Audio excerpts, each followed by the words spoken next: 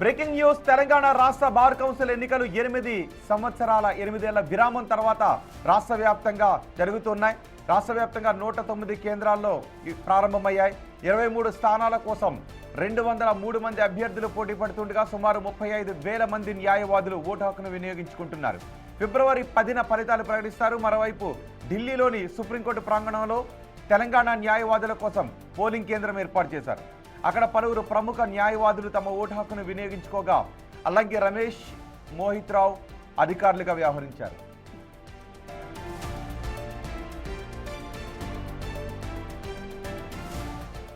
మరింత సమాచారం మా ప్రతినిధి అందిస్తారు.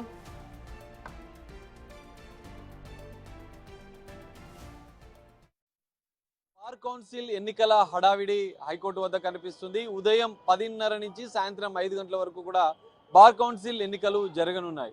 అయితే 5 ఏళ్లకోసారి జరగాల్సిన ఈ బార్ కౌన్సిల్ ఎన్నికలు 8 సంవత్సరాల తర్వాత జరగడంతో కొంత ప్రతిష్టాత్మకంగా న్యాయవాదులు, దానికి సంబంధించినటువంటి సంఘాలు కూడా ప్రతిష్టాత్మకంగా ఈ బార్ కౌన్సిల్ ఎన్నికలు తీసుకున్నాయి. మనం చూడొచ్చు, హైకోర్టు వద్ద దాదాపు వేలాది మంది అడ్వకేట్లు తమ ఓటు హక్కు వినియోగించేందుకు హైకోర్టు పరిసర ప్రాంతాలకు చేరుకున్నారు. ఉదయం 10:30 గంటల నుంచి కూడా ఓటింగ్ ప్రక్రియ కొనసాగుతుంది.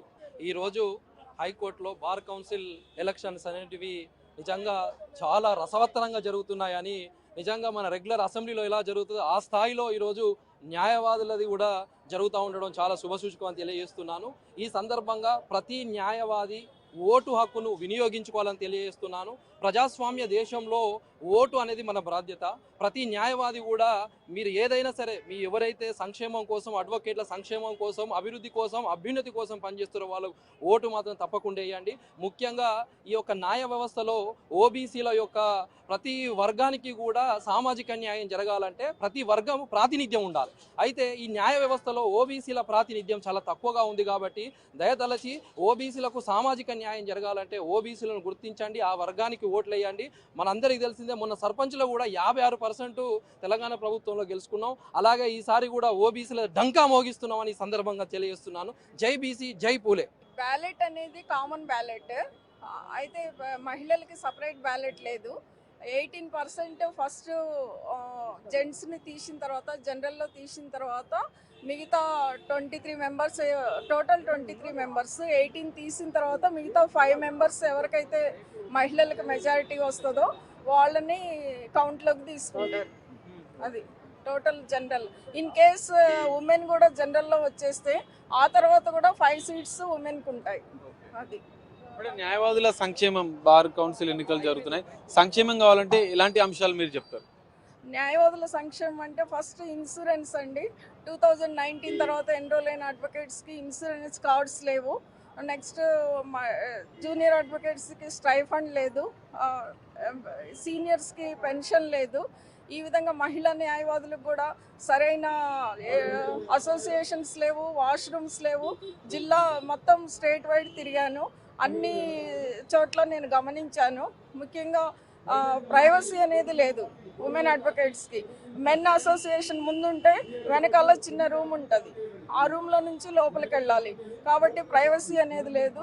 8 సంవత్సరాల తర్వాత జరుగుతున్నాయి, 5 ఏళ్ళకి జరగాల్సిన కొంత ప్రతిష్టాత్మకంగా న్యాయవాదులు తీసుకున్నారు, పోటీ చేస్తున్నారు, భారీ పోటీ జరుగుతుంది. సో న్యాయవాదుల సంక్షేమం కోసం మీరు చెప్పాలంటే ఏం చెప్తారు? బేసిక్ ఏంటంటే ఈరోజు ఎలక్షన్ డిలే అయింది బాగా. అయిన మూలాన ఏమంటే కాంటెస్టెంట్స్ 203 కాంటెస్టెంట్స్ వచ్చినారు. దాంట్లో యంగ్ ఎన్రోల్మెంట్ వాళ్ళు కూడా చాలా మంది వచ్చారు.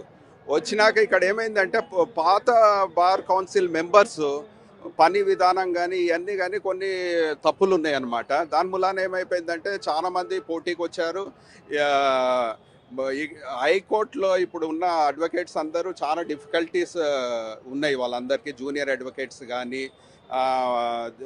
డిస్ట్రిక్ట్ వైజ్ కోర్ట్స్లలో కూడా చాలా ప్రాబ్లమ్స్ ఉన్నాయి. జడ్జెస్ లేరు, కొన్ని కొంత బిల్డింగ్స్ లేవు. ఇవన్నీ మార్పు రావాలంటే బార్ కౌన్సిల్లో మంచి స్ట్రాంగ్ వాయిస్ ఉండేటోళ్ళు ఉండాలి. అందుకే ఈసారి చాలా మంది కాంటెస్టెంట్స్ కూడా చాలా ఎంతూజియాజంగా వచ్చారు. 203 కాంటెస్టెంట్స్ వచ్చినారు. దాంట్లో టోటల్ 25 ఎలక్టెడ్ అవుతారు. దాంట్లో 5 ఏమో లేడీస్ ఎలక్టెడ్ అవుతారు, 2 కోఆప్షన్ లేడీస్ ఎలెక్ట్ అవుతారు బార్ కౌన్సిల్కి. అయితే ఈసారి స్ట్రాంగ్ కాంపిటీషన్ ఉంది కాబట్టి ఈసారి అన్నీ గట్టిగా జరుగుతాయని నమ్మి ఓటర్స్ కూడా బాగా టర్న్ అయినారు. హైకోర్టులో కూడా మంచి ఏర్పాట్లు చేసినారు ఎలక్షన్ గురించి. డిస్ట్రిక్ట్స్లలో కూడా అంత ఏర్పాట్లు డిస్ట్రిక్ట్ మెజిస్ట్రేట్ కానీ ఎవరైనా కానీ వాళ్ళందరూ ఫుల్ ప్రాపర్గా కండక్ట్ చేసి నీట్గా అంతా ఇవన్నీ చేసినారు. ఇది పరిస్థితి. బార్ కౌన్సిల్ ఎన్నికలు అయితే రసవత్తంగా జరుగుతున్నట్లనే అర్థమవుతుంది. 203 మంది పోటీ చేస్తున్నారు. అయితే హైకోర్టులో 9,000 మంది న్యాయవాద ఓటర్లు ఉంటే ఇప్పటివరకు 3,000 మంది ఓటు వేసినట్లు కూడా చెప్తున్నారు. సాయంత్రం 5 గంటల వరకు కూడా ఓటు వేసే అవకాశం ఉండడంతో న్యాయవాదులు పెద్ద ఎత్తున తరలి రావాలని చెప్పి కూడా తోటి న్యాయవాదులు పోటీ చేసే వాళ్ళు చెప్తున్నారు. అయితే న్యాయవాదుల సంక్షేమం, న్యాయవాదుల ఇన్సూరెన్స్, న్యాయవాదుల జూనియర్ న్యాయవాదులు, కొత్తగా వచ్చే న్యాయవాదులకు స్టైఫండ్ తదితర అంశాలను కొత్త కమిటీ, ఎన్నికయ్యే కమిటీ ఇవన్నిటిని పరిష్కరించాలంటూ కూడా వారు కోరుతున్న పరిస్థితి కనిపిస్తుంది. కెమెరామెన్ శంకర్రావుతో కలిసి సాగర్, బిగ్ టీవీ, హైకోర్టు నుండి.